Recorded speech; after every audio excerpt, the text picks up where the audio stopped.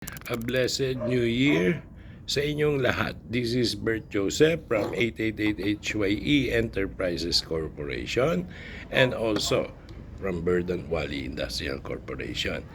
Okay, nais ko lang mag-share, no? Since 2025 po ito, pilitin po natin, no? Lagi tayong mag-share ng mga insights, no? Na maaaring makatulong sa inyong lahat. Okay. For the past years, no, I've always been promoting our companies, no, about unique selling, no, innovation, kakaiba, lalo sa solution, system integration, ano. Lagi ko rin nung sinasabi, you have to be different, no, compared sa mga kalaban nyo. This is for the system integrators, ano, at saka solution providers na kliyente namin, no.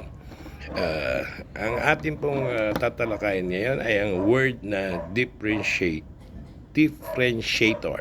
Okay. Ano po ba ito? Okay. Actually, matagal ko na palang ginagawa itong differentiator. Hindi ko lang alam na ito pala ang tawag dito. Anyway, differentiator, it means you are employing unique strategies, unique selling proposition, unique value, proposition, innovation then, creativity. You change the game, so to speak, also para maiba ka sa laban. The reason we are thinking always, about something new and different in our industry is para makapag-compete, no?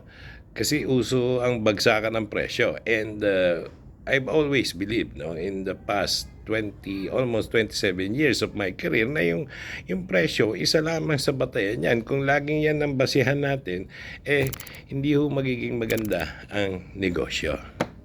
Let's all focus, no, on other things than other than prices. Explore natin, no, yung kumpanya natin, yung produkto natin, yung organization natin, yung mga teams natin, and many other things, sa pagbebenta. Hindi lamang ho yung dealer's price discount, puro ganoon. Hindi po ganoon yun, di ba? Marami pong benepisyo kung kayo ay differentiator, no? Magiging market leader ho kayo.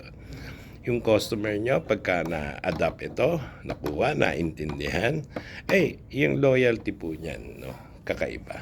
And competitive advantage din po ito, no, sa mga kalaban nyo. You will have the edge also. And of course, marami, no, makaka-recognize sa ginagawa nyo, no.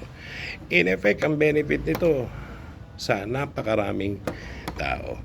At yun lamang po, at sa susunod po ulit, mag-share ako insights. This is again, Bert Joseph, from HYE and Bird and Wally, and God bless. Thank you all.